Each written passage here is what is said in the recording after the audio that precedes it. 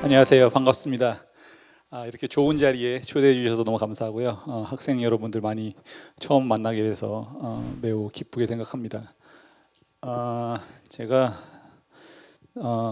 여러 가지 이야기들을 준비를 해봤는데 한번 시작을 해보죠.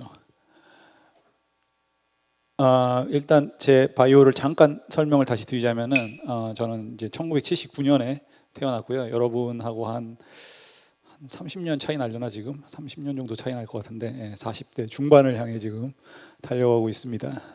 저는 1998년부터 98년까지 이제 서울과학고등학교라고 굉장히 자부심을 갖고 있는 학교에서 공부를 열심히 해서 졸업을 하고 서울대에서 1998년부터 2005년까지 있었어요. 7년이나 있었는데 그 이유는 이제 저희 때만 해도 이제 군대를 이제 3년 했었거든요. 그러니까 그래서 근데 뭐 병특을 했기 때문에 사실 실제로 훈련한 시간은 한 달밖에 안 되고요. 열심히 뭐 일을 했다고 하기도 좀 애매하고 어쨌든 열심히 일을 했다가 끝나고 학교를 졸업을 했습니다. 그래서 그 다음에 이제 매우 고맙게도 고등교육재단에서 장학금을 받아가지고 유학을 나갈 수 있게 됐어요. 그래서 이제 2005년부터 미국에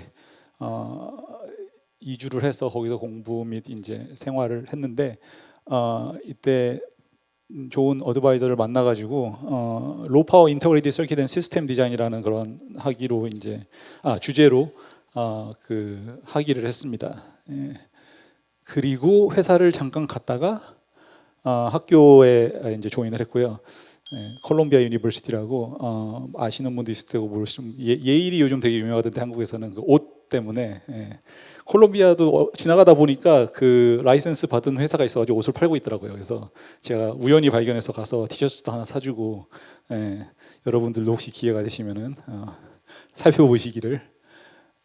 그리고 이제 2018년에 부교수가 됐고 그 다음에 테뉴어를 받고 지금 현재는 지금 그 사바티칼 그러니까 안식년이라고 교수 직업 중에 가장 좋은 것 중 하나인데 1년을 쉴 수가 있어요. 쉴 수 있는데 그래서 서울대에 와가지고 지금 열심히 쉬면서 또 일도 하고 있습니다.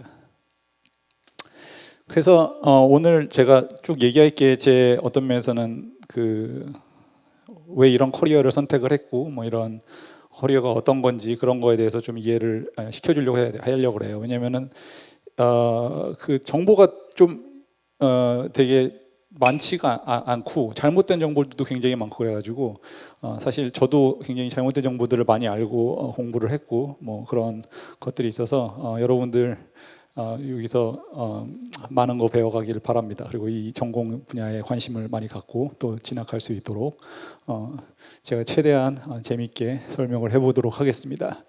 그래서 처음 이제 컴퓨터 엔지니어링을 이제 해야겠다라고 생각을 한 거는 뭐 이제 고등학교 이제 끝나갈 때쯤에서 이제 진학을 이제 생각하게 되잖아요. 그때 이제 여러 가지 고민을 했었는데 마치 여러분들처럼 지금 하고 계시는 분들 많겠죠.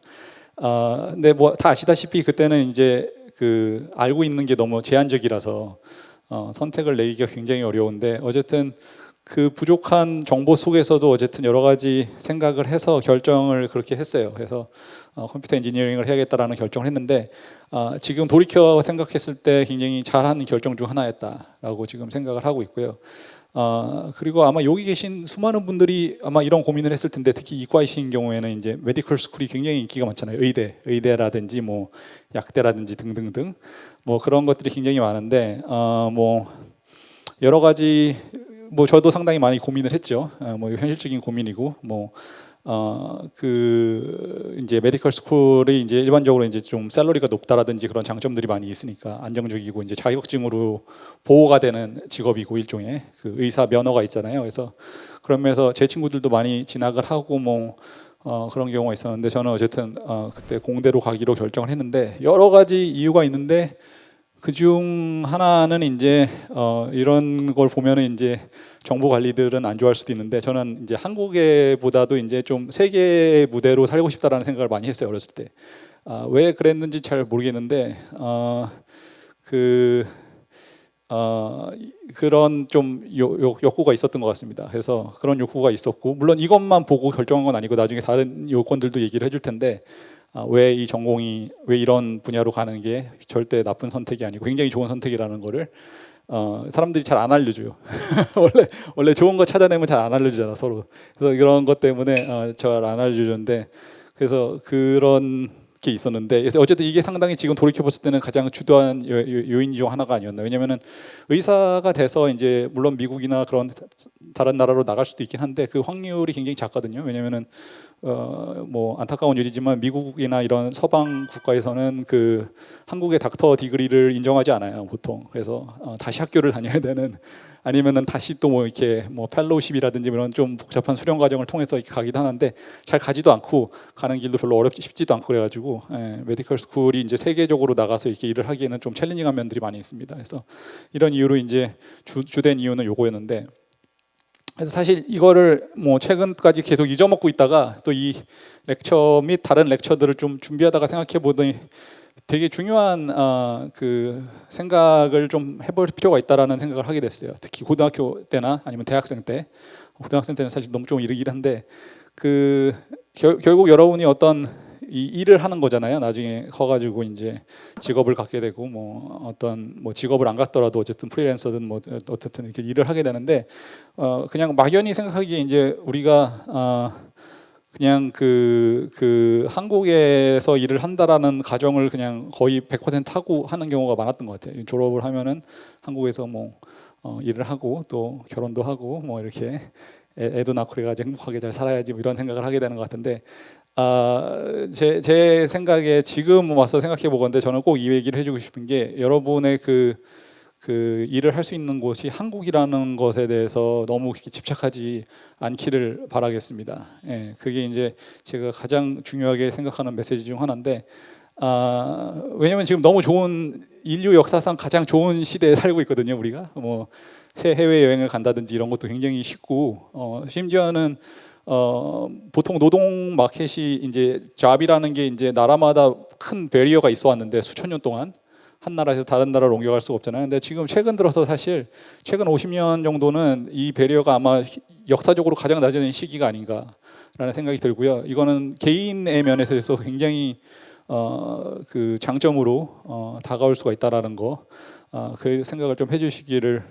지금 생각할 모르겠어요. 요즘 고등학생들은 되게 성숙하니까 이런 얘기 생각하면 알아들을 수도 있을 수도 있는데 이런 생각을 좀 하기를 바라고 싶습니다. 왜냐하면은 뭐 결국은 우리가 이제 잡을 때 여러 가지 팩터들이 있지만 뭐 어쨌든 결국은 이거 아니겠습니까? 돈을 뭐 얼마나 잘 벌을지, 얼마나 생활을 뭐 뭐 편하게 하면서 뭐 이렇게 밸런스를 맞추면서 이제 가족들도 가족들과 좋은 시간도 보내면서 또 돈도 많이 벌고 싶고 뭐 그런 게 이제 기본적인 방법일 텐데 그래서 뭐 아마 머릿속으로 굉장히 그 제한된 정보를 가지고 계산을 많이 하셨을 거예요. 내가 뭐 의사가 되면은 뭐 10년 후에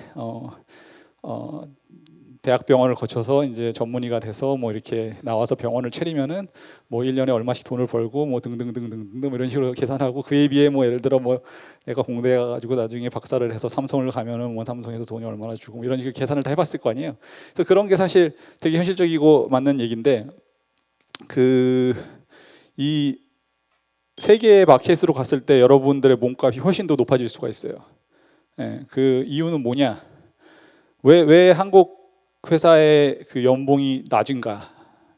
그 이유는 뭐냐면은 매우 간단한데 그 수요와 공급 때문입니다. 수요와 공급. 왜냐면은 결국은 여러분의 탤런트를 이제 파는 거잖아요. 회사에다가 어떤 면에서는 회사에서는 그 탤런트에 대해서 이게 해주고 뭐 이게 회사일 수도 있고 뭐 스타트업일 수도 있고 뭐 어쨌든 다양하게 그 수요와 공급 때문인데 수요는 이제 한국에 있는 모든 고등학생들, 대학생들이 죄송합니다. 공급은 모든 한국에 있는 이런 탤런트 풀이 거죠. 인력 풀 이렇게 이제 공급이고 수요는 이제 회사에서 얼마나 많은 사람들을 필요로 하느냐. 근데 뭐 한국이 굉장히 많은 발전을 이루었지만 일단 그렇게 세계적인 회사가 그렇게 많지가 않고 일단 항상 잡이 부족하다는 얘기 많이 하죠. 인터넷에서 그러니까 뉴스나 이런 데서 어떻게 하면 양지대 잡을 더 많이 늘릴 수 있을까?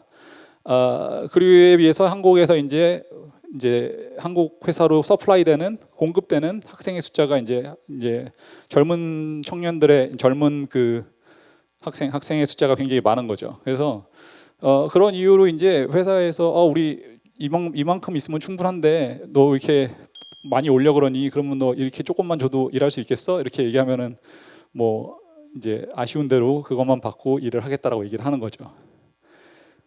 그게 이제 제 생각에 뭐 당연한 경제 원리에서 일어나는 현상이고, 하지만 여러분이 만약 다른 마켓에도 접근할 수가 있다.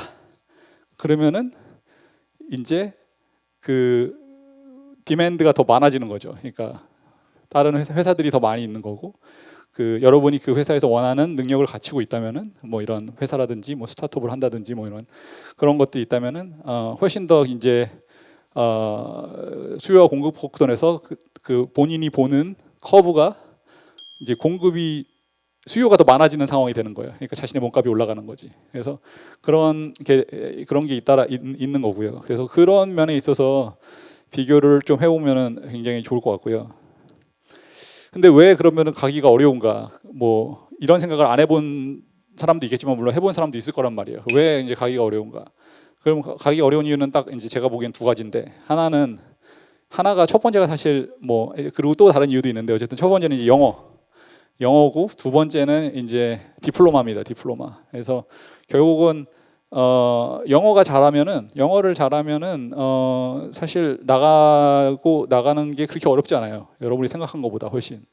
예. 그리고 이제 한국이 다행히 이제 세계적으로 이제 상당히 상위권에 위치한 나라이기 때문에 뭐 G10, 뭐 G20 이런 얘기 하잖아요. 그래서 상당히 상위권에 있는 위치한 나라이기 때문에 한국에 대한 그런 브랜드 파워가 굉장히 높습니다. 한국 학생들에 대한 브랜드 파워. 그래서 그 사실 영어 그리고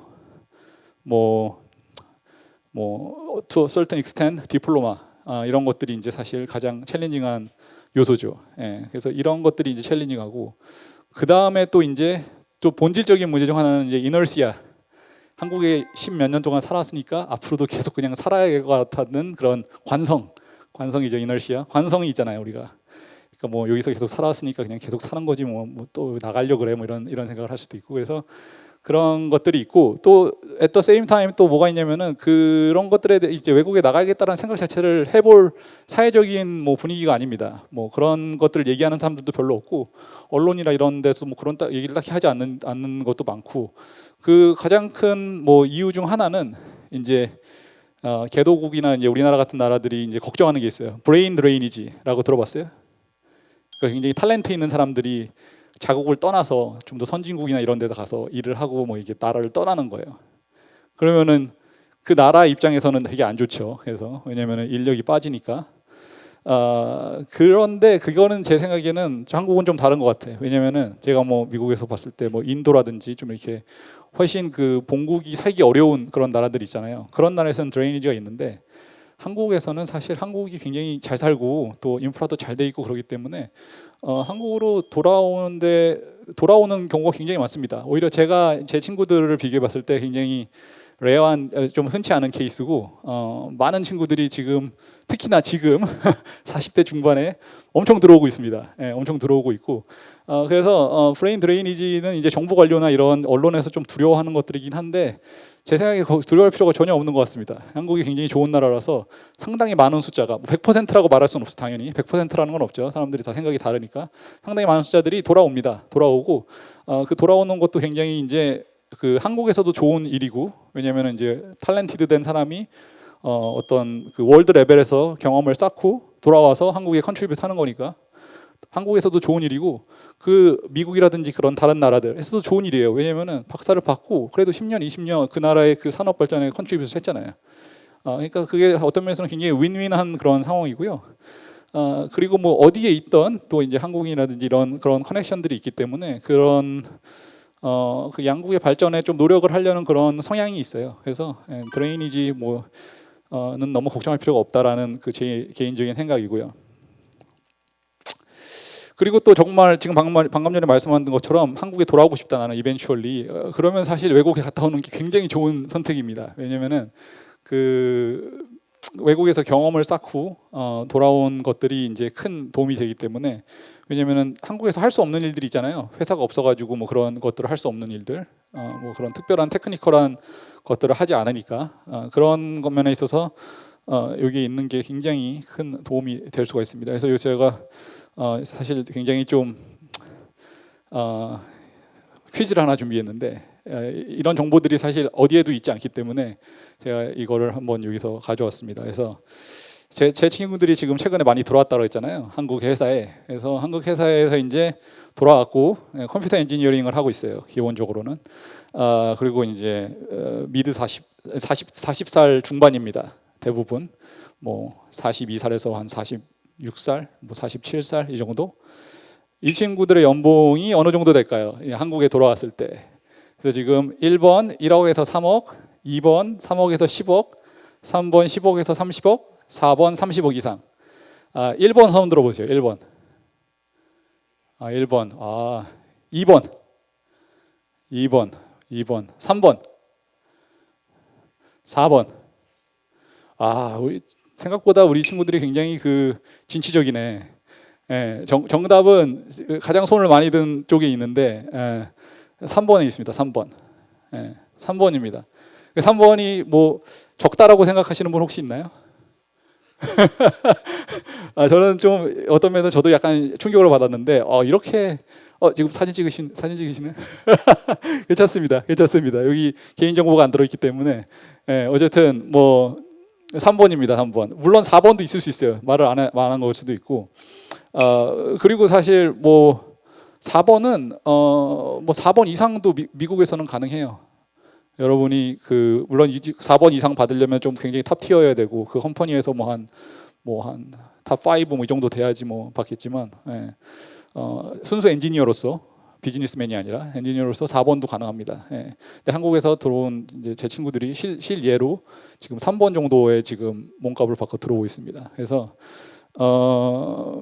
여러분이 이 3번은 뭐 이제 상당히 많은 양이고 사실 이거를 이제 샐러리로 받는다는 게 엄청난 양입니다. 그래서 혹시나 이걸 몰랐는데 이걸 보고 이런 쪽으로 해야 되겠다라고 생각하시면은 저의 오늘 이제 할 얘기는 다 이제 성공적으로 끝난 거죠 사실.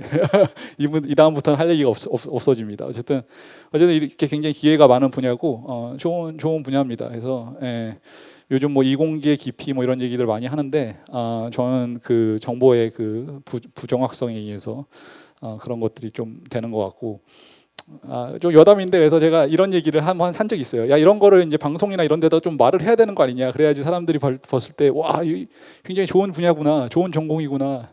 그랬더니 뭐 우스갯소리인지 뭔지 모르겠지만 그 친구 한 말이 야 이런 좋은 거는 우리끼리만 알고 있어야지. 그래서 제가 그 약속을 깨고 오늘 여러분께 이렇게 공개를 해드립니다.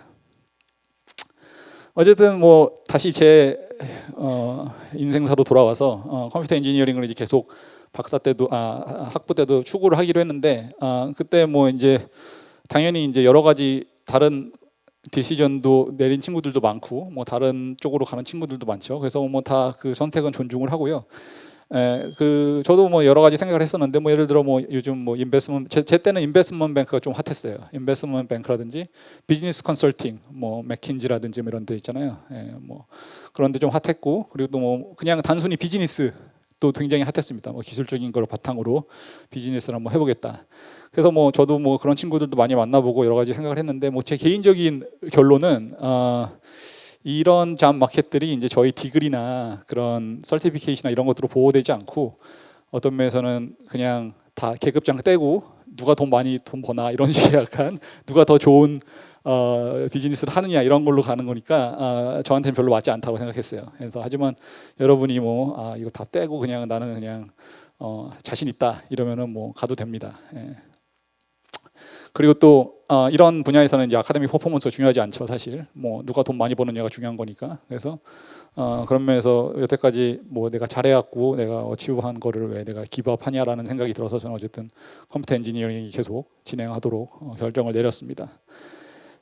근데 이제 뭐 제가 다 좋은 결정만 내린 건 아니고 이제 언더그레드 이제 학부 다닐 때 여러 가지 잘못된 결정도 내렸는데 이제 그중 가장 큰 잘못된 결정이었던 게 이제 학점에 대해서 너무 제가 신경을 많이 썼던 것 같아요. 여러분들도 아마 지금 뭐 다 그러고 있을 것 같은데 네, 그게 지금 돌이켜 봤을 때 가장 실수한 게 아니었나라는 생각이 들고요. 특히 뭐 예를 들면은 뭐 컴퓨터 엔지니어링 토픽이 굉장히 다양한데 이제 특히 이제 소프트웨어 쪽에는 제가 관심이 많지 않아서 되게 많이 과목을 듣지를 못했어요. 그래서 뭐 이런 과목을 듣지 않았고, 또 하나는 이제 학점을 잘 따야 되니까 그 어떤 렉처가 여러 개가 열리잖아요. 렉처 중에서 이제 좀 렉처가 안 좋은데 되게 이제 선생님이 기술이 별로 없어가지고 렉처가 안 좋고 뭐 그런데 뭐 여기 가면 학점 따기 좀 쉽대 뭐 이런 소문들이 들면은 나도 거기 가서 학점이나 잘 받아야겠다면서 그런데 가서 이제 하고 배운 거 하나도 없고 선생님 들어오셔가지고 맨날 막 정치 얘기만 하시고 갑자기 다음 주에 시험 본다 이러고 뭐 시험은 또 되게 어려서 못 풀겠는데 또 학점은 잘 나와. 뭐 어쨌든 그런 계산한 경험들을 좀 했었는데 그래서 저는 이런 식으로 좀 막 했었어요. 되게 뭐 부끄럽지만 그런데 되게 큰 미스테이크였죠. 제가 나중에 돌이켜 봤을 때. 왜냐면은 그때 왜 이제 이거를 이렇게 했냐면 제가 이제 공부를 한다든지 그런 대학원을 이제 진학하는 거에 대한 그 잘못된 이해를 가지고 있었던 것 같아요. 근데 대부분의 학생들이 잘못된 이해를 갖고 있습니다, 사실. 왜냐면은 이거를 학교라고 생각해요. 학교. 그게 잘못된 생각이었어. 학교가 아니었어, 사실. 내가 가봤더니. 그래서 어쨌든 그런 게 있었는데 뭐 돌이켜 보건데 제 사고 방식은 되게 간단했어요. 야, 내가 좋은 GPA를 받으면은 뭐 더 좋은 대학을 가가지고 그레듀에이트 스쿨을 가니까 거기서 나온 디그리로 더 좋은 회사에 갈 수 있지 않겠냐. 뭐 이런 식의 생각을 했던 거거든요. 요게 사실 학부 때까지는 어느 정도 말이 됩니다. 한데 대학원은 이게 전혀 아니었던 거죠, 사실은. 이게 잘못된 생각이었고. 왜냐면은 이게 이렇게 간단하지 않아, 세상 일이. 이렇게 해서 좋은 GPA를 가서 좋은 스쿨을 갈 수도 있지만 잘 못 갈 수도 있습니다. 왜냐면은 GPA만 보고 쫙 줄 세우는 게 아니라 실제로 제가 이제 교수를 하다 보니까 실제로 그 트랜스크립트를 봐요. 그러니까 성적표를. 그래서 얘가 무슨 과목을 들었나 봅니다. 그래서 여기 보니까 디지털 서킷을 B풀을 받았네? 뭐 이런 식으로. 그리고 얘는 왜 이렇게 소프트웨어를 안 들었어? 뭐 그러고 이거는 별 들을 필요가 없는 과목인데 왜 이런 걸 들었지? 뭐 이런 식의 그런 것들을 보게 됩니다. 그래서 좋은 GPA 물론 좋지만 그거가 그렇게 간단하게 한 라인으로 이어져 있는 인과관계가 아니라는 거를 이제 깨닫게 된 거고. 그리고 또 두 가지는 또 다른 거는 도대체 좋은 스쿨하고 좋은 잡이 뭐냐라는 거에 대한 그 정의가 굉장히 모호해지는 그런 상황이 그런 거라는 걸 또 알게 됐어요. 그래서 좋은 스쿨이라는 게 과연 존재는 하냐? 뭐가 좋은 스쿨이냐? 뭐 이런 좋은 학교냐? 이런 것들이 이제 또 열정이 된 거죠. 그래서 잠깐 이제 대학원이라든지 이런 것에 대한 그 이코노미를 잠깐 얘기를 드리자면은 이게 좀 굉장히 파라독시컬한 말인데 PhD가 여러분이 굉장히 많은 돈을 벌 수 있는 기회입니다, 사실. 이게 되게 웃긴 얘기인데 왜냐면 PhD는 학생이잖아요, 어떤 면에서는. 근데 왜 돈을 어떻게 벌지 내가 PhD 하면서? 왜 그러냐면은 제가 학생 한 명을 뽑아서 박사를 하면은 1년에 9만 불을 씁니다. 9만 불. 그 학생에 대해. 9만 불이면은 5년 하면은 45만 불이잖아요. 그러면 이게 6억이 넘습니다. 그러니까 여러분 한 명을 제가 나중에 박사로 받아가지고 5년 동안 서포트를 한다는 거는 제가 6억을 쓰는 거예요. 물론 제 아웃 오브 파켓은 아니죠. 이 돈이 어디서 나오냐면은 이제 이 돈이 이제 튜이션이고 스타이펜드고 뭐 익스페리먼트 코스트 트래블 머니 뭐 이래가지고 여러분이 실제로 이렇게 저축할 수 있는 돈은 아니지만 어쨌든 엄청난 돈을 써요. 상상도 못할 돈이죠. 6억을 박사하는데 태운다고 뭐 이런 식을 생각을 하는데 이 돈이 이제 어디서 오냐면 이제 텍스. 미국인들이 내는 텍스를 이제 여러분들이 쓰는 거고, 그리고 뭐 이제 컴퍼니 스폰서스, 뭐 회사들이 이제 가끔씩 스폰서를 좀 해줄 때가 있죠. 그리고 스칼라십. 아시다시피 스칼라십은 굉장히 적습니다. 학교가 이렇게 부자가 아니기 때문에 스칼라십이 굉장히 작고요. 컴퍼니 스폰서나 이제 텍스, 이 두 가지가 이제 가장 큰 건데 어떤 면에서는 되게 큰 혜택을 받는 거예요. 왜냐면 텍스 머니로 여러분한테 갑자기 6억을 쏘는 거예요, 갑자기. 그것도 외국에서 온 정체불명의 학생한테. 그럼 우리가 이걸 가지고 뭘 하냐면은 얘네들이 돈을 줄 때 약속이 있어요. 연구를 해가지고 페이퍼를 쓰라고 약속을 합니다.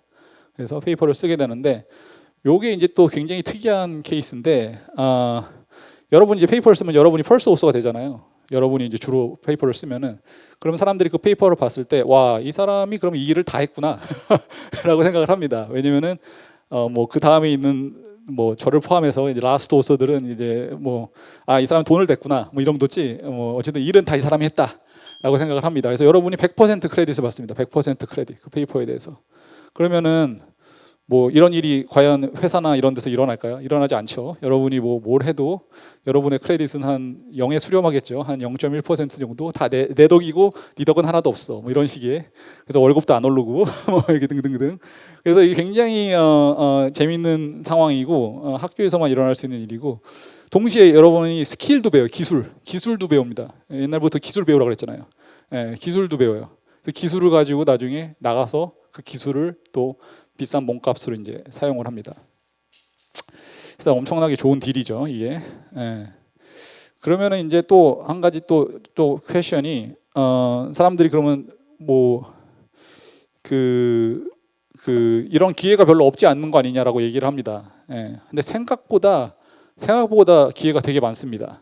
예. 여러분이 생각한 것보다 훨씬 기회가 많고요. 무슨 뭐 진짜 공부 잘하고 막 한국에서 10명, 10등 안에 드는 애들만 유학을 간다 이렇게 생각하시는데 그렇지 않습니다. 굉장히 많이 가고요. 생각보다 대부분 다 서포트를 받습니다. 뭐 초반에 자기가 조금 낼 수도 있는데 대부분 다 서포트를 받고 대부분 6억씩 이렇게 받아가지고 뭐 이렇게 생활을 하고 박사를 받고 좋은 시간을 보내고 옵니다. 예. 그래서 그리고 심지어는 자기 돈을 쓰는 거를 이제 뭐 권장하지도 않을 뿐더러 쓰지 못하게 하는 경우도 많습니다. 예를 들어 무슨 얘기냐면은 당연히 여러분이 자기 돈을 써서 박사를 한다는 생각은 절대 하시면 안 되고 그거는 이제 완전 잘못 생각하는 거고 심지어는 제가 있는 학교인 콜롬비아 유니버시티에서는 셀프 펀디드 학생을 아예 받지도 않아요. 기본적으로. 예. 셀프 펀디드는 이제 어떤 면에서는 좀 굉장히 괴상한 케이스이기 때문에 셀프 펀디드는 받지도 않고 그리고 어떤 면에서는 만약 당신이 그 박사를 지원을 했는데 뭐 나중에 뭐 석사나 박사를 석사는 뭐 좀 다르긴 한데 뭐 박사를 지원을 했는데 뭐 잘 안 됐다 그러면 사실 그게 좋은 신호가 될 수도 있어요. 왜냐면 너는 아마 박사를 그럴 퀄리티가 아니다라고 얘기할 수도 있는 거고 아니면 네가 선택한 이 타픽은 박사에 적합한 타픽이 아니야라고 생각을 할 수도 있는 겁니다. 그래서 그게 되기 때문에 너무 실망할 것도 없고 자신의 그 방향을 바꿀 수 있는 좋은 기회이기도 합니다. 예.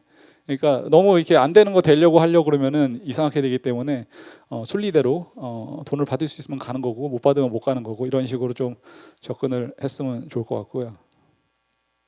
그다음에 이제 better school, 좋은 스쿨이 뭐냐, 좋은 학교가 뭐냐라고 얘기를 하는데 뭐 저도 이제 어느 정도는 이제 뭐 탑3라든지 아주 좋은 학교들은 좀 어느 정도 의미가 있다고 생각해요. 뭐 자동차 살 때도 뭐 머세디스 벤츠나 BMW, 뭐 아우디 같은 게 이제 뭐 좋은 차라고 보통 얘기를 하잖아요.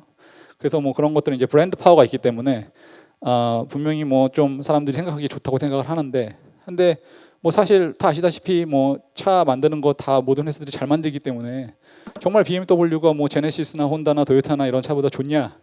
라고 하면 또 그건 아니거든요, 사실. 뭐 조금 차이는 있겠죠. 하지만 그 가격을 저스티파이 할 수 있냐? 라는 것도 아니니까 그런 면에서 좀 퀘스천이고요. 그 다음부터 뭐 학교가 20개, 30개 그 뒤에 있는데 거기서 그러면 순위를 쫙 매겨야 되냐?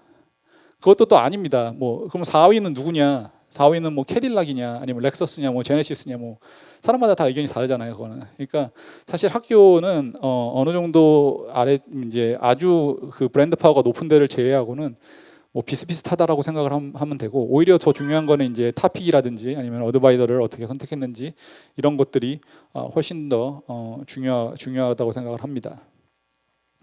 이제 어드바이저를 찾는 거가 잠깐 있는데 사실 너무 좀 이런 얘기긴 한데 이게 디피컬트한 잡이고 이제 뭐 기본적으로는 이제 계속 물어보고 정보를 얻어내야 되는데 그게 쉽지가 않죠, 당연히. 뭐 하실 수 있으면 하시고 뭐 그렇긴 한데 저도 잘 안 했어요, 사실. 왜냐면 저도 이런 걸 하는지 몰랐거든요, 전혀.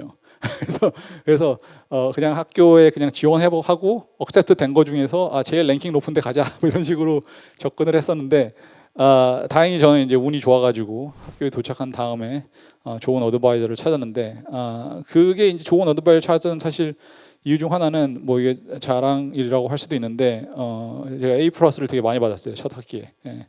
근데 이제 A+가 되게 어려운 게 미국에서는 한 명한테 주거든요, 보통 한 그 클래스에서. 1등을 한 두세 과목 정도에서 하면은 이 친구가 이 배치에서는 굉장히 뛰어난 학생이다라는 게 이제 자동적으로 어필이 되기 때문에 A 플러스를 받으면 여러 개 받으면 이제 소문이 나죠. 예, 그래서 저는 운 좋게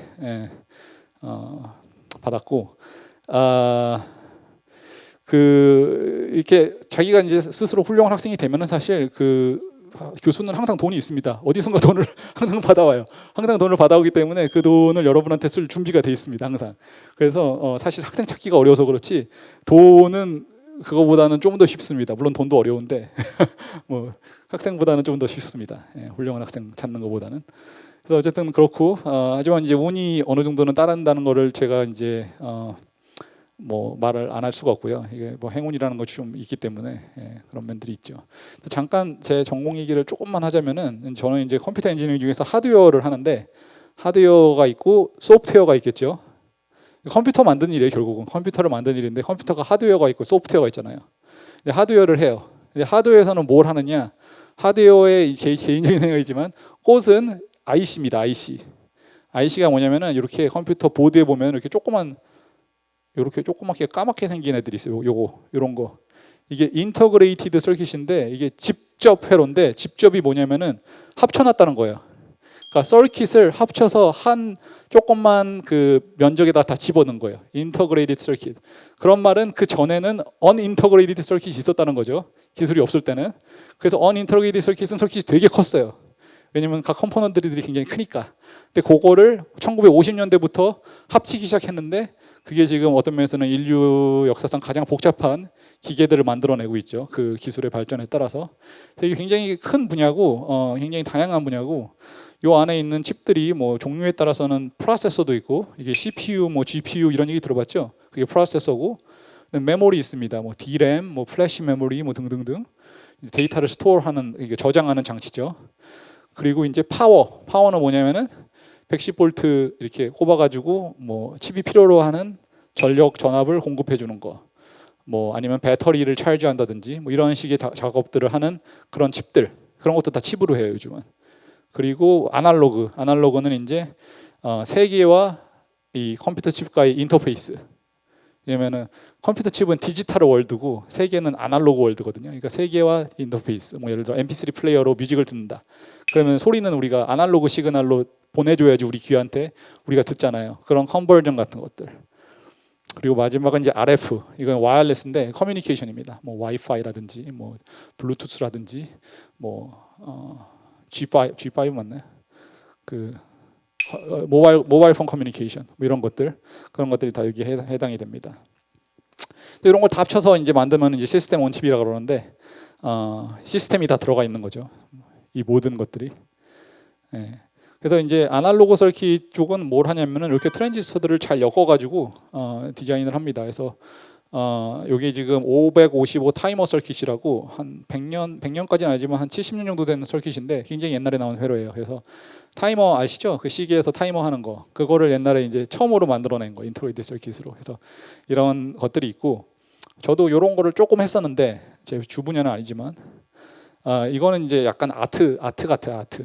그래서 인투이션 혹은 럭 아니면 인투이션에서 오는데 뭐 이제 이게 뭐 제가 한 일 중 하나인데 2007년에 이제 비타라는 사람이 이런 워크를 했어요. 이게 이제 어떤 회로인데 일정한 밸류의 일정한 숫자의 그런 값의 볼테이지 전압을 이제 공급해주는 그런 회로예요. 일정한 전압을 공급해주는 회로인데 지금 보면 트랜지스터가 한 10개 남짓 쓰고 있죠. 요 조그맣게 생긴 이 심볼이 트랜지스터들이거든요. 얘네들이 이런 거 하나하나가 빨간색으로 이게 서클돼 있는 게 이런 게 트랜지스터인데 이런 트랜지스터들이 요만큼 있는데 요거를 이제 제가 박사 때 잠자다가 갑자기 이 생각이 딱 나가지고 물론 그 전에 한 3달 정도 삽질을 하긴 했는데 잠자다가 이 생각이 딱 나가지고 요거를 딱 시뮬레이션 해봤더니 성능이 똑같으면서 더 좋으면서 트랜지스터 2개만 쓰면 되는 그런 회로를 만든 거예요. 그래서 이게 제 박사 때 가장 큰 어치브먼트 중 하나인데 그 특허도 되고 이게 커머셜라이제이션도 됐습니다. 그래서 돈도 조금 벌고 뭐 등등등 그런 일을 했고 뭐 어떤 면에서는 저를 교수로 만들어준 그런 어컴플리시먼트죠. 그래서 약간 이런 아트 같은 면들이 좀 있어요. 근데 아트랑 좀 다른 점은 어쨌든 성과가 나와야 된다는 거죠. 실질적으로 개선이 있어야 된다는 거죠. 그리고 이제 디지털이 어떤 면에서는 제 주요 연구 분야인데 디지털 컴퓨터 아키텍처인데 요거는 이제 컴퓨터에 이제 여러 구조들이 있잖아요. 그런 구조들을 어떻게 결정할 것인가 이런 거에 대한 연구를 해요. 그래서 뭐 덧셈기를 몇 개나 넣고 곱셈기를 몇 개나 넣고 뭐 이런 것들 이런 것들을 하죠. 그리고 또 이제 하드웨어가 있으면 소프트웨어가 있다 그랬잖아요. 어떤 워크로드를 줘야 될 거 아니에요. 이런 일을 해라, 이런 컴퓨테이션을 해라. 이런 것들이 이제 또 어떤 면에서 컴퓨터 엔지니어링이 중요한 부분 중 하나인데 어플리케이션이라든지 알고리즘이라든지 소프트웨어 뭐 이런 말로 많이 쓰이는데 요즘 이제 핫한 게 이제 AI, 딥러닝 뭐 이런 거잖아요. 그런 것들이 이제 어떻게 보면 컴퓨터 엔지니어링의 중요한 분야 중 하나죠. 알고리즘이 있으면은 알고리즘이 컴퓨터에서 잘 수행이 되도록 해야 되니까. 뭐 이런 거죠. 뭐 요즘 뭐 아시다시피 챗 GPT 한번 트레이닝 하는데 뭐 1억이 든다더라. 뭐 이런 얘기들 좀 들잖아요. 그래서 이런 그 옵티마이제이션, 최적화 이런 것들에 대한 관심도 중요한 연구 분야 중 하나고요. 그 다음에 이제 매뉴팩처링인데 이제 이게 우리나라가 굉장히 잘하는 분야 중 하나죠. 만들어낸 하드웨어를 어쨌든 실제로 구현을 해야 되니까 매뉴팩처링을 해야 되는데 이 매뉴팩처링이 그냥 쉽게 되는 게 아니라 너무 이 컴포넌트들이 작으니까 나노미터 스케일이니까 나노미터면은 10의 마이너스 9승이거든요. 10의 마이너스 9승. 1 나노미터가 10의 마이너스 9승 미터예요. 굉장히 작죠. 그래서 요거를 좀 이런 것들도 있고. 시간이 많지 않아. 그래서 ED라는 것도 있고 이거는 이제 이 디자인을 하는 소프트웨어를 만드는 그런 영역입니다. 그래서 이런 것들이 있고. 그래서 이제 또 살짝 이것도 좀 너무 이른 얘기일 수도 있는데 어쨌든 요즘 학생들은 수준이 높으니까 제가 페이퍼를 곧 쓴다는 가정 아래서 페이퍼를 쓸 때 이제 중요한 게 이제 relevant problem이라는 걸 생각을 해야 되는데 이게 언제든지 이게 어떤 인더스트리나 아카데미아에 임팩트가 있을 것인지에 대해서 좀 고민을 해봐야 돼요. 그런 것들이 있고 그리고 내 솔루션이 굉장히 익사이팅하고 재밌냐. 다른 말로는 이게 뭐라 그러냐면은 이 마케팅이라는 게 굉장히 중요하다는 거를 좀 배웠어요. 박사하는 동안에. 그러니까 내 연구를 팔아야 된다. 마켓이라는 게 판다는 얘기잖아요. 어떤 면에서는. 그러니까 내가 어떻게 내 거를 잘 세일스할 것인가. 이런 것들이 굉장히 중요하다는 걸 느꼈고 그런 것들이 이제 연구에 있어서 이제 또 그 좋은 토픽을 찾아내는 좋은 뭐 이런 거라고 해야 되나? 눈이라고 해야 되나? 그런 것들이 좀 중요하다라는 것을 많이 배웠어요. 저희 지도 교수가 하는 것들을 보면서 마케팅 그리고 그런 좋은 연구를 찾는 눈 이런 것들.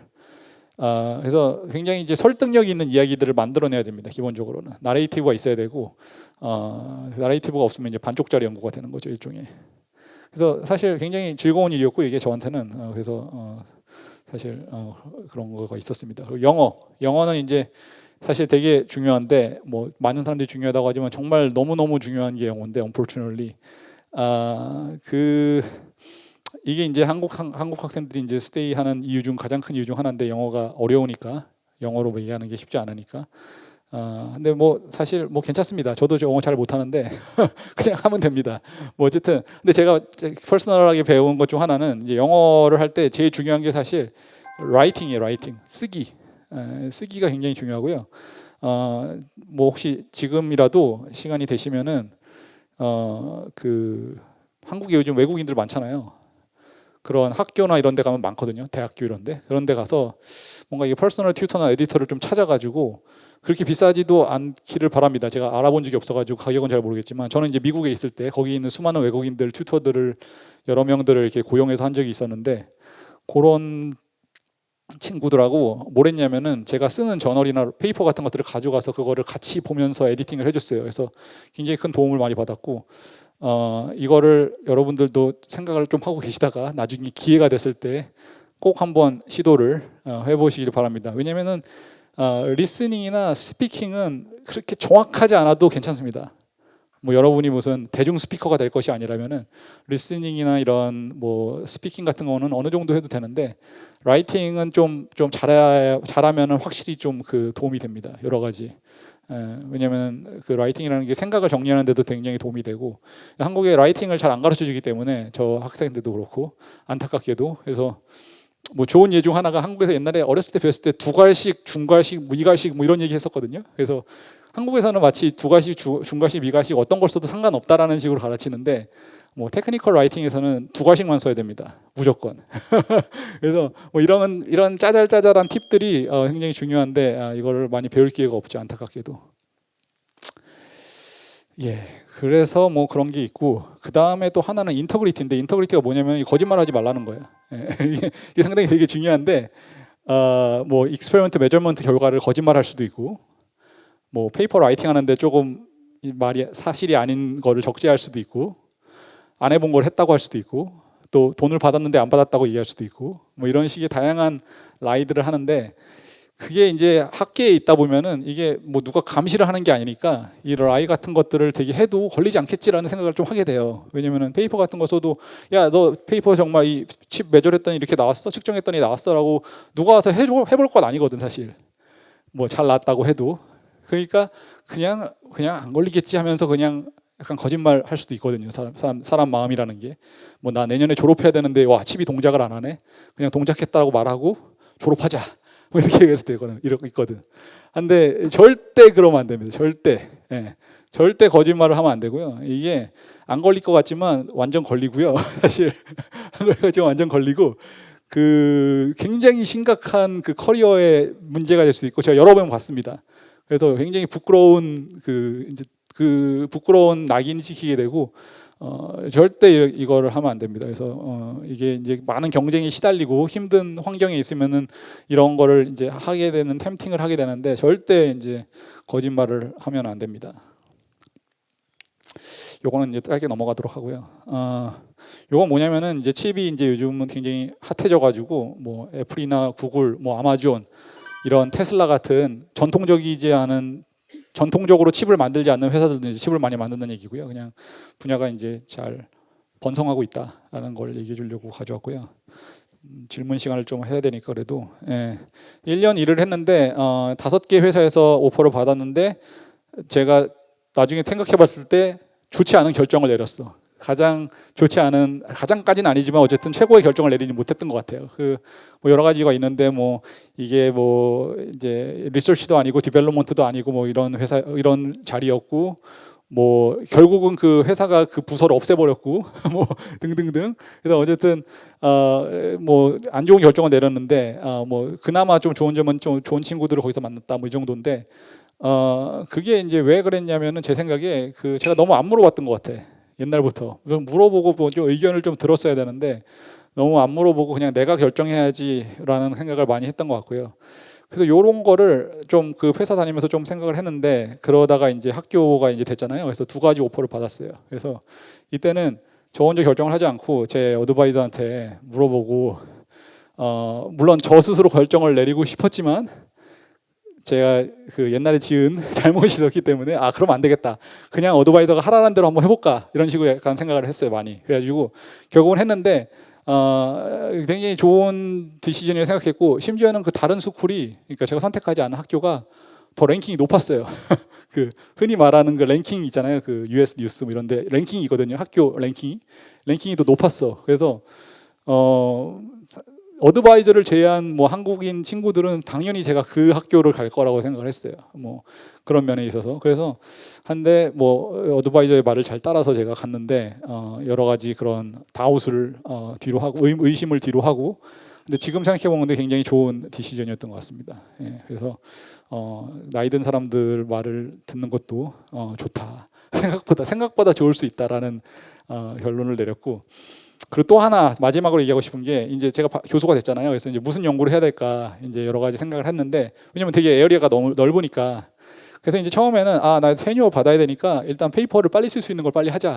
페이퍼를 많이 쓰고 빨리 써야지 이제 테뉴어 받을 테니까 그렇게 하자라고 해서 그런 것들을 이제 하기 시작했죠. 처음에는 그래서 근데 이제 속으로는 다 알고 있었어요. 이 분야가 이런 일들이 별로 이렇게 임팩트 있는 일은 아니다. 뭐 의미가 있는 건 아니다. 뭐 이런 하지만 페이퍼를 굉장히 빨리 쓸 수 있으니까 빨리 가자 그 방향으로 뭐 이런 식으로 했는데 그게 이제 되게 잘못된 생각이었던 게 어느 날 또 노인 한 분이 오시더니 노인 교수인데 어쨌든 저랑 아무 연고가 없는 그냥 학교를 비짓했어요. 그래서 그분이 이제 토크도 하고 이제 1대1로 미팅도 하고 그랬는데 그분이 요즘 뭐 하냐 그래가지고 요즘 요런 거 한다 그랬더니 그거 안 될 것 같은데 그거 왜 하냐 이러는 거예요. 그래서 안 될 것 같긴 한데 그래도 페이퍼 빨리 나오니까 좋지 않냐 이랬더니 그러면 안 된다. 네 인생이 되게 짧고 인생 낭비한다. 그러면은 그런 식으로 하면 안 된다. 그래서 정말 네가 이게 임팩트가 있다라고 생각하는 걸 해도 지금 시간이 모자른데 그런 거에 쓸데없이 낭비를 하지 말아라라는 얘기를 듣고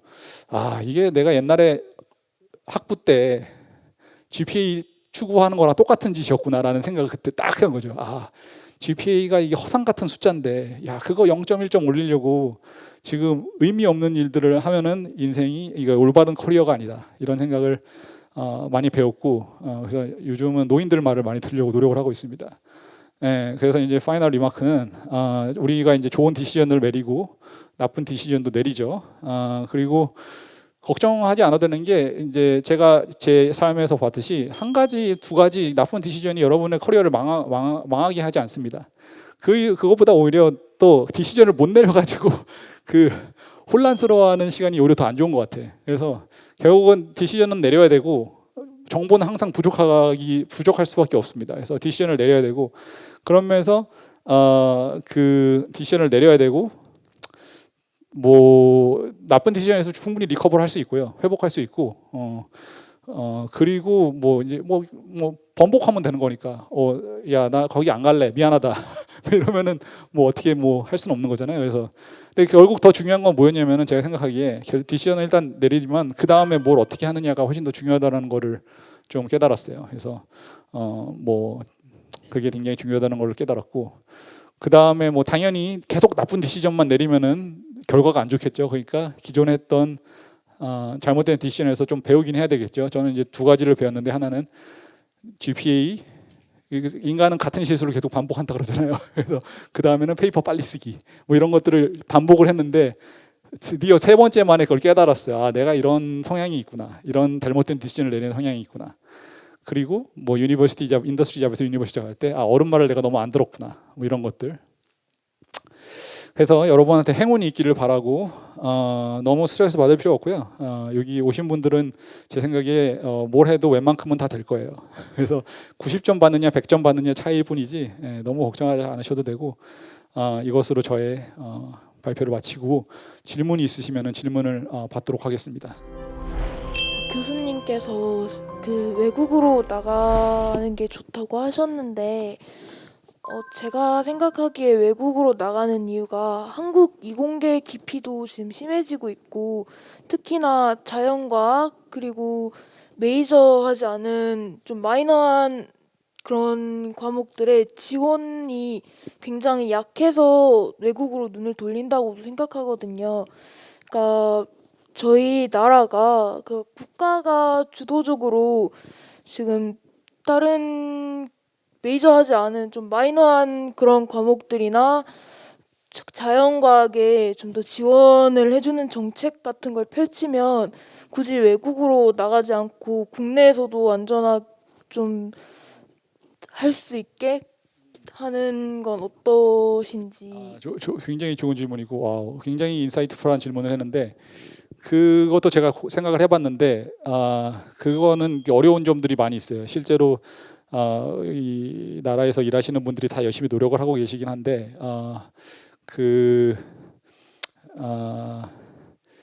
뭐 이렇게 말하면 너무 좀 프로보케이티브하지만 옛날에 대영 제국이 전 세계를 지배했으는 옥스포드가 가장 훌륭한 유명한 대학이고 가장 좋은 대학으로 생각을 했어요. 지금은 미국에 있는 대학들이 가장 좋은 대학으로 생각을 합니다. 그 이유는 뭐 여러 가지 이유들이 있지만 첫 번째 이유는 어쨌든 그런 교육이라든지 이런 것들은 그 나라의 국력이랑 굉장히 관련이 많습니다. 그래서 그런 면에서 그 지원이 어느 정도 되느냐에 따라 다르겠지만 물론 거의 대부분의 경우에 있어서 지원만으로 그 학교의 그 뭐 랭킹이라고 말하면 랭킹이고 뭐 그 명성이라면 명성이고 실력이라면 실력이지만 그걸 바꾸기 굉장히 어렵고요. 실제적으로 그게 이제 첫 번째 이유고 두 번째는 이제 나라마다 다 상황이 달라서 그래서 그 뭐 예를 들어 미국 같은 경우에는 그 대학들이 자율권을 갖고 있습니다. 자율권. 그래서 대학들이 하나의 어떤 면에서는 그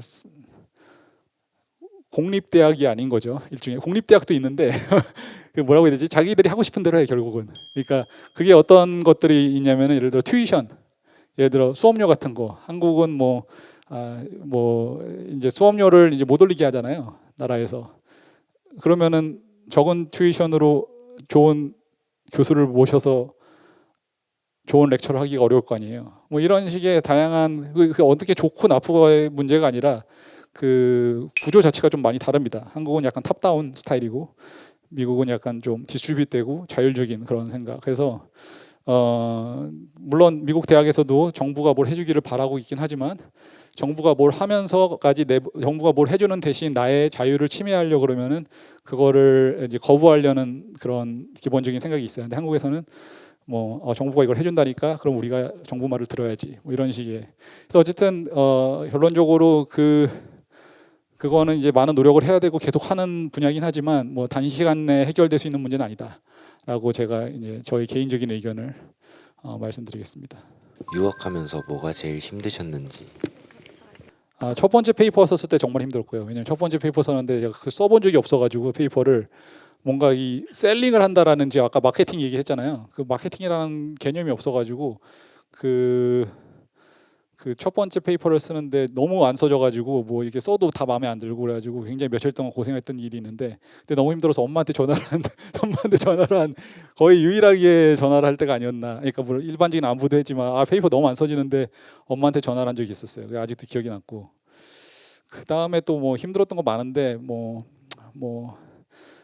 또 그런 거 많이 힘들어하죠. 뭐 일단 외국에서 혼자 있고 그러니까 그리고 또 좀 우스갯소리이기도 하는데 제 때가 이제 제가 27살 때 나갔는데 그때 이제 온 많은 남자분들이 내가 결혼은 할 수 있을까라는 걱정을 굉장히 많이 합니다. 오자마자 혼란에 빠져요. 와, 나 이러다가 결혼도 못 하고 여기서 그냥 썩는 건가? 그래서 굉장히 다양한 이제 디시전들을 내리시는데 그때 뭐 예를 들어 뭐 갑자기 한국에 가서 선을 본다든지 뭐 등등등 지난 헤어졌던 여자친구랑 다시 합친다든지 이런 다양한 일들을 하는데 그때 좀 힘들었던 것 같고 저도 비슷하게 그리고 그거 말고는 저는 그래도 좀 다행이었던 게 좀 귀찮아하는 성격이라서 제가 그런 뭐 주변에 사람이 없고 이런 거에 대해서는 그렇게 많이 힘들어하진 않았던 것 같아요. 예. 하지만 힘든 건 많았죠. 예. 공학 분야를 희망하는 학생들에게 가꾸면 좋은 역량이나 공학 분야에서 필요로 하는 적성 같은 게 있다면 알려주실 수 있나요? 좋은 질문이고요. 제 경험에서는 뭐 만드는 거 좋아하고 이런 게 좀 관련이 많은 것 같고요. 공학이라는 건 어쨌든 뭘 만들어내는 거니까. 그래서 혹시 공학에 관심이 있는데 한번 내 흥미도를 측정해보고 싶다. 그러면 제가 추천해 주는 것 중 하나는 컴퓨터를 한번 조립해서 만들어 보세요.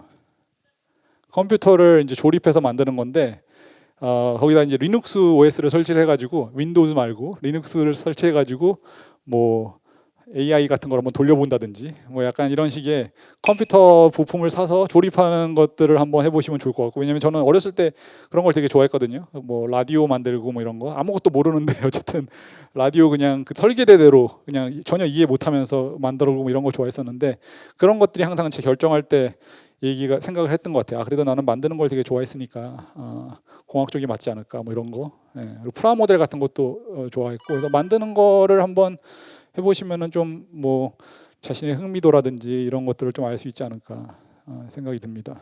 그리고 역량은 뭐 역시 국영수죠. 아직 꿈을 찾지 못한 학생이나 아니면 진로가 명확하지 않은 학생들에게 해주실 조언이나 아니면 어떤 것을 해야 할지 그런 거 알려주실 수 있으신가요? 그거는 뭐 너무나도 자연스러운 일이고요. 꿈을 못 찾는 거는 너무나도 자연스러운 일이고 정보가 부족하기 때문에 뭐 대학을 갈 때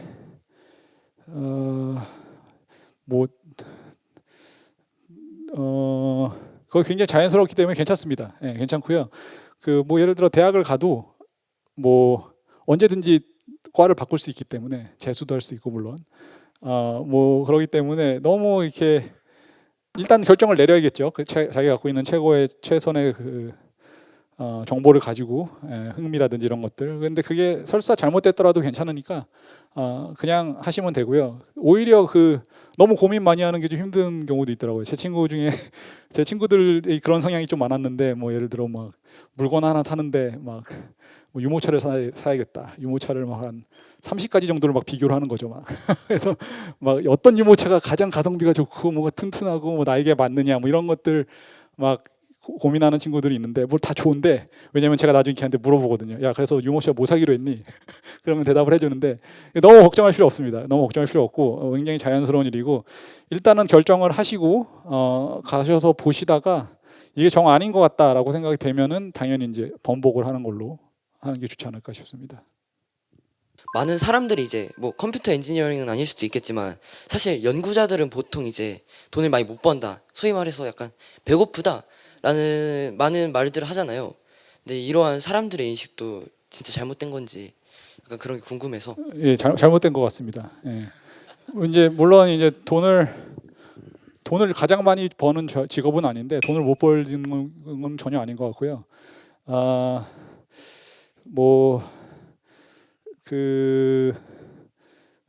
보통 이제 남을 위해서 일을 하면은 이게 회사를 다닌다든지 이러면은 비슷비슷합니다. 사실 뭘 해도. 예. 근데 거기서 이제 정말 돈을 많이 벌고 싶다 그러면은 여러 가지 방법이 있는데 자기 일을 해야 되고 무슨 얘기냐면 뭐 사업을 한다든지 아니면 벤처를 한다든지 그런 면에서 이제 기술자들은 이제 좀 메리트 있죠. 왜냐하면 기술이 있어야지 어쨌든 뭐 새로운 벤처를 할 거 아닙니까? 예. 그래서 뭐 그런 것들의 장점이 있고 뭐 이런 것들은 사실 거의 모든 분야에 다 적용되고요. 의사들이 물론 돈을 잘 벌긴 하지만 대학병원 월급은 그렇게 높지 않고요. 실제로 돈은 이제 나와서 병원을 차려야지 돈을 벌죠. 나와서 병원을 차리는 거는 이제 사업을 하는 거잖아요. 자기 일을 하는 거잖아요. 그러니까 돈을 많이 벌고 싶으면은 이제 자기 일을 하는 그런 기술을 익힌다든지 이런 쪽으로 가는 게 저는 좋다고 생각을 하고 그 다음에는 이제 돈을 사실 뭐 돈 버는 강의가 아니니까 돈 버는 거에도 관심이 굉장히 많긴 한데 어쨌든 돈 버는 강의가 아니니까 어쨌든 과학자들은 잘 모르겠고 기술자들 엔지니어들은 괜찮습니다. 돈 잘 법니다. 예. 외국에서 교수님이 그 공학 전공을 하고 계신데 그 외국에서 한국의 공학에서 어떻게 생각하는지 궁금합니다. 질문이 그러니까 외국에서 봤을 때 한국의 공학 수준이 어떠냐? 네. 공학 수준 굉장히 높습니다. 왜요? 왜냐고요? 공학 수준 굉장히 높고요. 왜냐면은 뭐 이제 여러 가지 이유가 있는데 이제 제가 속한 분야에 대해서 일단 뭐 한국에 이제 가장 엄청나게 세계적인 회사가 두 개 있잖아요. SK 하이닉스랑 그다음에 삼성전자가 있고 뭐 LG도 뭐 나름 훌륭한 회사고 뭐 이래서 굉장히 좋고요. 수준이 일단 그런 대기업들을 보유하고 있다는 거에 대해서 그 다음에 학교들도 저의 분야에서 계신 분들 굉장히 훌륭하시고요. 페이퍼도 많이 쓰시고 좋은 학회에다가 뭐 미국과 견주어봐도 나쁠 것이 하나도 없습니다. 근데 그러면은 질문이 왜 그럼 자꾸 외국 나가라 그러냐 그러시겠죠. 그게 설사 갔다 하더라도 그 인식이 다르고 외국에 나가면은 여러 가지를 배울 수 있는데 하나는 영어, 두 번째는 인디펜던트 싱킹을 하게 됩니다. 왜냐하면 여러분 지금 집에서 학교 다니잖아요. 그런 것들이 이제 독립성을 저하시키는 데 영향을 많이 준단 말이죠. 그리고 이제 또 다른 좋은 예 중 하나가 한국에서는 스승이라 그러잖아요. 선생님을 스승. 미국에서는 그런 컨셉이 없습니다. 그래서 우리는 서로 이제 비즈니스로 만난 사람들이고 그러니까 제 박사 학생들 뭐 언제든지 우리는 뭐 인연을 끊을 준비가 돼 있다. 뭐 약간 이런 느낌. 그래서 한국하고 좀 달라요. 한국하고는 그런 뭔가 이렇게 우리가 남인가 이런 거 좀 별로 없고 좀 이렇게 비즈니스적인 것들이 많고 그래서 이 얘기가 왜 나왔지? 한국이 어쨌든 그 실제적인 실력으로는 상당한 수준에 올라와 있음에도 불구하고 그 브랜드 파워라든지 그런 컨셉, 퍼셉션, 그러니까 인식 면에서는 아직 이제 세계적인 수준에 도달하지 못한 그런 것들이 있고, 그 다음에 그 외국에 나가서 할 수 있는 여러 가지 배울 수 있는 것들이 많이 있다. 영어라든지 인디펜던트 싱킹이라든지 이런 것들이 있다라고 이제 대답을 해주고 싶네요. 교수님 말씀대로 저는 빠른 성과가 나오는 직업이나 뭐 논문을 쓰기보다는 사회에 영향력 있는 행동을 하고 싶은데, 그런 사회에 영향력 있는 행동을 고르는 방법 같은 게 있을지 궁금합니다. 그 생각을 하고 계속 사시면 됩니다. 그러면 그대로 이루어질 거예요. 그러니까 무슨 얘기냐면은 저도 그런 생각을 못 해봤는데 어렸을 때는 그런 그 뭔가 사회에 정말 뭐 족적을 남기는 그런 연구 결과를 하고 싶다. 그런 생각을 하고 살면 되는데 너무 거기에 강박을 받을 필요는 없어요. 왜냐면은 많은 것들이 또 그 운이 또 있거든요. 사실 행운이라는 게, 럭이라는 게 있고, 우리가 지금 태어날 때 유전자를 갖고 태어나잖아요. 유전자도 있고 그러기 때문에 그 안 되는 거는 안 되는 거기 때문에 또 너무 강박관념 가지지 마시고 그 생각 그냥 계속 유지하시면서 뭔가 결정 내릴 때 그 생각 한 번 더 해보면은 항상 좋지 않을까 생각합니다.